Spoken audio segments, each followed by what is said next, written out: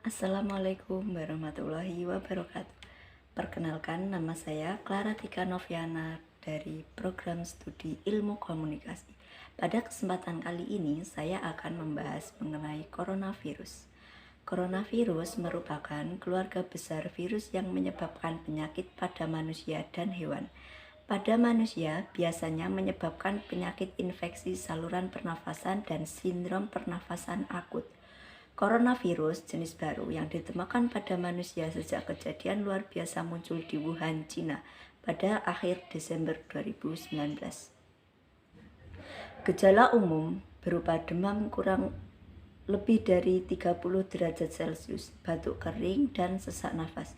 Jika ada orang yang dalam 14 hari belum muncul gejala tersebut, pernah melakukan perjalanan ke negara atau wilayah terjangkit, atau pernah merawat atau kontak erat dengan penderita COVID-19, maka terhadap orang tersebut akan dilakukan pemeriksaan laboratorium lebih lanjut untuk memastikan diagnosisnya.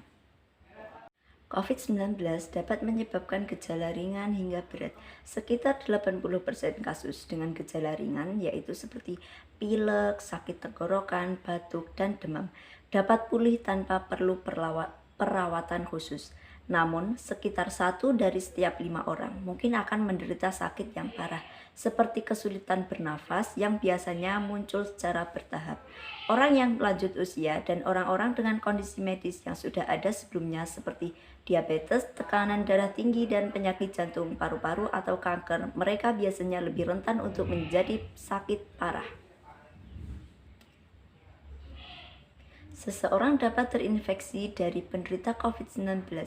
Penyakit ini dapat menyebar dari orang-orang melalui tetesan kecil atau droplet dari hidung atau mulut pada saat batuk, bersin, atau berbicara. Bisa juga seseorang terinfeksi COVID-19 ketika tanpa sengaja menghirup droplet dari penderita. Inilah sebabnya mengapa kita penting untuk menjaga jarak hingga kurang lebih dari 1 meter dari orang lain. Droplet tersebut dapat juga jatuh pada benda di sekitarnya. Kemudian jika ada orang lain menyentuh benda yang sudah terkontaminasi dengan droplet tersebut, dan orang itu menyentuh mata, hidung, atau mulut, maka orang itu dapat terinfeksi COVID-19. Itulah sebabnya mengapa kita penting untuk mencuci tangan secara teratur dengan sabun dan air mengalir atau membersihkannya dengan alkohol. Orang yang tinggal atau berpergian di daerah di mana virus COVID-19 bersirkulasi sangat mungkin berisiko terinfeksi. Mereka yang terinfeksi adalah orang-orang yang dalam 14 hari sebelum muncul gejala melakukan perjalanan dari negara atau wilayah terjangkit, atau yang kontak erat seperti anggota keluarga, rekan kerja, atau tenaga medis yang merawat pasien sebelum mereka tahu pasien tersebut terinfeksi COVID-19. Petugas kesehatan yang merawat pasien yang terinfeksi COVID-19 berisiko lebih tinggi dan harus konsisten melindungi diri mereka sendiri dengan prosedur pencegahan dan pengendalian infeksi yang tepat.